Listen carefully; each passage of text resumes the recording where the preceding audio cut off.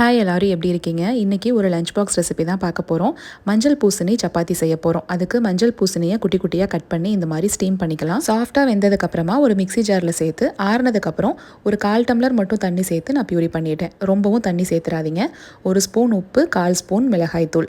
பியூரியை கொஞ்சம் கொஞ்சமாக சேர்த்து தான் மாவு பிசையணும். நான் ஒரு 3 கப் அளவுக்கு கோதுமை மாவு எடுத்திருந்தேன். மாவு நமக்கு ரெடி ஆயிருச்சு. இங்கே குக்கரில் எண்ணெய் விட்டு கொஞ்சமாக சோம்பு பொரிஞ்சதுக்கப்புறமா ஒரு பெரிய வெங்காயம், ஒரு பச்சை மிளகாயை கீறி போட்டிருக்கேன். அதெல்லாம் வதங்கினதுக்கு அப்புறமா 1 ஸ்பூன் இஞ்சி பூண்டு பேஸ்ட்டு, இப்போவே தேவையான அளவுக்கு உப்பு சேர்த்துக்கோங்க. ஒரு தக்காளியை நான் விழுதாக அரைச்சி சேர்த்துருக்கேன். கட் பண்ணி வச்சுருக்க உருளைக்கிழங்கு, மிக்ஸி ஜாரில் 1 கப் அளவுக்கு தேங்காய் பூ, 2 கையளவுக்கு பொட்டுக்கடலை அரைச்சி சேர்த்துக்கோங்க. தேவையான அளவுக்கு தண்ணியும் விட்டுக்கலாம். நான் 1/2 ஸ்பூன் கரம் மசாலா, ஒரு 1/4 ஸ்பூன் சோம்பு தூள் சேர்த்துருக்கேன். சோம்பு தூள் இல்லைன்னா நீங்கள் அரைக்கும் போதே சோம்பு போட்டு நீங்கள் அரைச்சிக்கோங்க. ஒரு 4 விசில் விட்டு இறக்கிட்டோம்னா சூப்பரான கிரேவி ரெடி ஆயிரும். இந்த சப்பாத்தி ரொம்பவே சாஃப்டாக இருக்கும். சரிங்க, நம்ம நாளைக்கு ஒரு ஷார்ட்ஸில் பார்க்கலாங்களா?